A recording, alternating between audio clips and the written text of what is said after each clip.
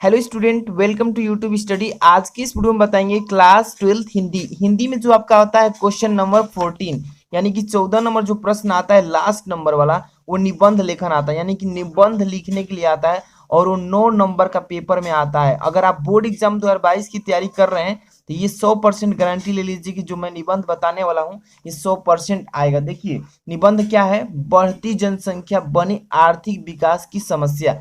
क्यों आएगा इस पर देखिए, यूपी में अभी तत्काल में ही लगा है नियंत्रण पर, मतलब कि यूपी में जनसंख्या नियंत्रण पर आरोप लगा है। इस पर जरूर ही बोर्ड एग्जाम में इसको निबंध को डालेगा, ठीक है। और सबसे पहले मैं बात करूं कि निबंध में कितने पेज में अगर लिखते हैं तो आपको 9 नंबर मिल जाएगा। जितने भी बच्चे अगर बोर्ड एग्जाम देने वाले हैं तो इस वीडियो को पूरे एंड तक जरूर देखिएगा, लाइक कमेंट करके जरूर बताइएगा, ठीक है।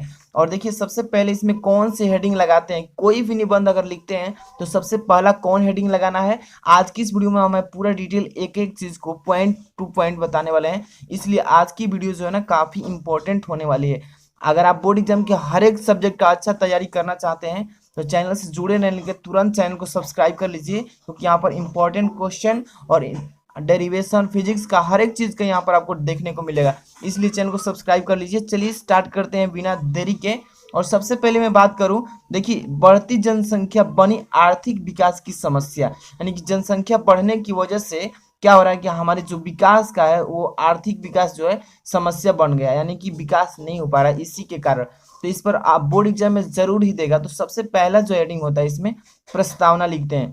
कोई भी अगर आप निबंध पर टॉपिक पर लिखते हैं तो सबसे पहला हेडिंग प्रस्तावना लिखते हैं। तो प्रस्तावना में क्या चीज लिखा जाता है, सबसे पहले ध्यान से देखिए, यानी कि बढ़ती जनसंख्या की आर्थिक विकास है ना, इससे जो टॉपिक है मेन हेडलाइन, यानी कि जो मेन पॉइंटेड कर रहा है उसको प्रस्तावना में नोट करके लिखते हैं। तो प्रस्तावना कोई भी अगर निबंध आप लिखिए तो प्रस्तावना पहले हेडिंग लिखेंगे और उसका मेन जो टॉपिक है इसका इसमें निचोड़ उसको प्रस्तावना में लिखते हैं। तो चलिए देखिए, सबसे पहले हम बढ़ती जनसंख्या बनी आर्थिक विकास की समस्या पर प्रस्तावना लिखेंगे। क्या लिखेंगे, ध्यान से देखते चलिए।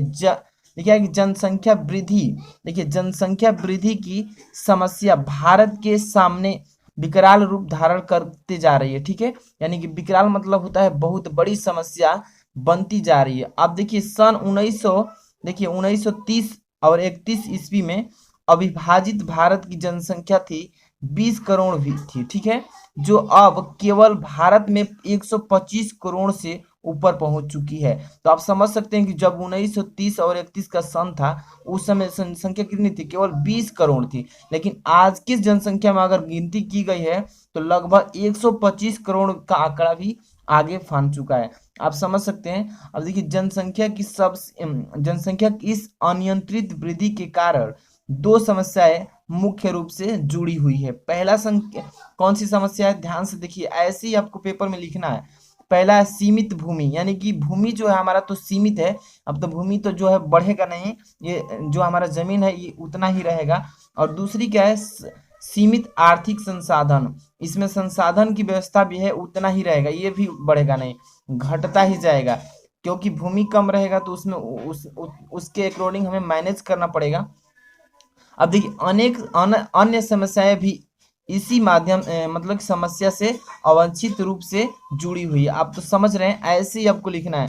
जैसे में आप लिख सकते हैं कि समस्त नागरिकों की शिक्षा, स्वच्छता, चिकित्सा एवं अच्छा वातावरण की उपलब्ध कराने की समस्या। ये सभी समस्या, जितना भीड़ लगेगा उतना ही वातावरण जो है हमारा खराब होता जाएगा, यानी कि पर्यावरण हमारा बिगड़ता जाएगा, ठीक है। इसलिए ये इतना लिख देंगे प्रस्तावना में। अगर इतना लिख देते हैं तो आपका प्रस्तावना कंप्लीट हो जाएगा। इसके बाद देखिए हेडिंग क्या लगाना होता है। बहुत सारे बच्चे क्या करते हैं कि जो निबंध लेखन आता है उसमें एक ही हेडिंग में पूरा लिख देते हैं तो उसमें नंबर कट जाता है, ठीक है। इसलिए आप थोड़ा थोड़ा सभी हेडिंग में बना करके लिखिए, मेन हेडिंग ही है।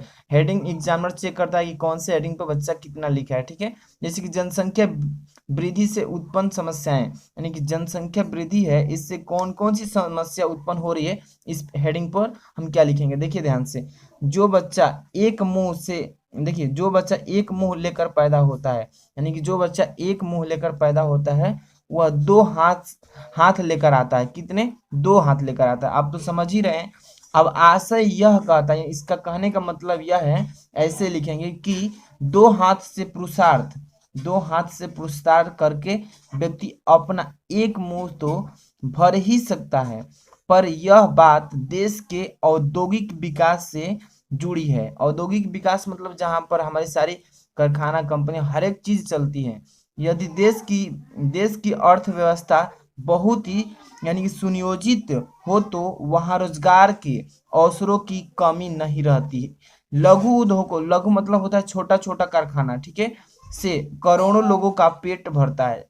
मतलब कि जो लोग कार्य करते हैं दूसरे देश मतलब कि राज्य में जाकर कारखाना में, उनका पेट क्या करता है, करोड़ों लोगों का भरता है।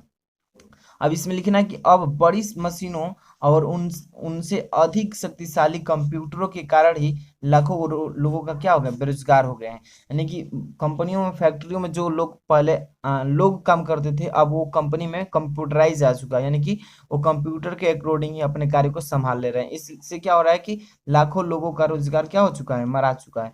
तो इन जनसंख्या वृद्धि से उत्पन्न समस्या में इतना लिख देना है, ठीक है। अब इसके बाद देखिए इसमें आगे हेडिंग क्या लगाना है, ध्यान से देखते चलिए एक एक टॉपिक को। इसके बाद जनसंख्या वृद्धि के कारण, मतलब कि जनसंख्या वृद्धि का मेन कारण क्या है, तो ध्यान से देखिए।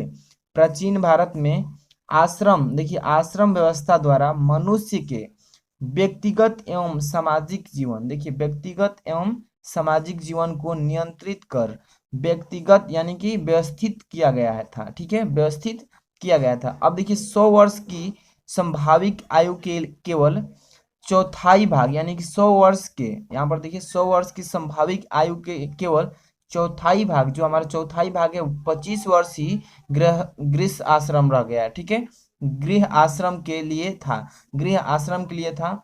अब देखिए व्यक्ति का शेष जीवन, जो व्यक्ति का शेष जो बचा जीवन है, वो शारीरिक, मानसिक एवं आध्यात्मिक शक्तियों के विकास तथा समाज सेवा में ही बीतता था, ठीक है।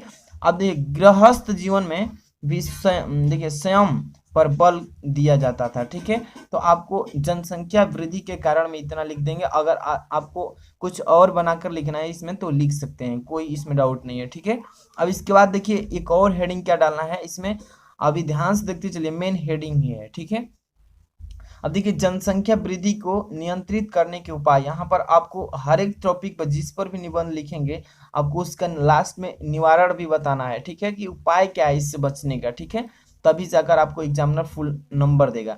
जैसे कि जनसंख्या वृद्धि को नियंत्रित करने का उपाय क्या है, तो देखिए जनसंख्या वृद्धि को नियंत्रित करने का सबसे स्वाभाविक और कारगर उपाय, देखिए कारगर उपाय और देश की कल्याण है, ठीक है, क्या है, कल्याण है। अभी देखिए इससे नर नारी समाज और देश का कल्याण है।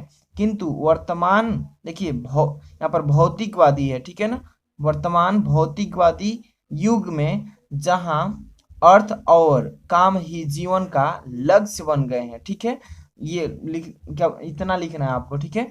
अब देखिए दूरदर्शन आदि प्रचार के माध्यम भी वासना को उद्दीप्त करके पैसा कमाने में लगे हैं, ठीक है। आप देख ही रहे हैं टेक्निकल ऑनलाइन मतलब क्या डिजिटल मतलब बन चुका है। अब देखिए उधर शिक्षा और बेरोजगारी हवा है, मतलब हवा हो रही है, ठीक है। अब देखिए फलतः मतलब इसका परिणाम क्या निकल रहा है कि सबसे पहले आवश्यकता यह है कि भारत अपने प्राचीन रूप को, देखिए भारत अपने प्राचीन रूप को पहचान कर अपनी प्राचीन संस्कृत को उज्जीवित करके, ठीक है, क्या करें, पहचान कर उसको उज्जीवित करें। प्राचीन भारतीय संस्कृत जो अध्यात्मक प्रधान है, ठीक है, क्या है, अध्यात्मक प्रधान माना गया है। अब इसमें लिखेंगे कि जनसंख्या वृद्धि को नियंत्रित करने के लिए लड़के लड़कियों की विवाह योग्य आयु बढ़ाना भी उपयोगी रहेगा, ठीक है, इतना लिखेंगे इसमें। अब ये साथ ही समाज में पुत्र और पुत्री के सामाजिक भेदभाव को कम करना होगा। यही मतलब आदि उपाय, और भी इसमें कुछ आपने से जोड़कर लिख देंगे, आपका एग्जामिनर एक भी नंबर नहीं काटेगा, ठीक है। लेकिन लास्ट में अगर आपको ये हेडिंग नहीं डालते हैं तो आपका नंबर मतलब कि 2 नंबर कट जाएगा इस पर। उपसंहार, ठीक है, उपसंहार में क्या लिखा जाता है, तो ध्यान से देखिएगा। जनसंख्या वृद्धि को नियंत्रित करने का वास्तविक स्थायी उपाय को सरल और स्वाभाविक जीवन पद्धति अपनाने, ठीक है, अपनाने में ही निहित है, ठीक है।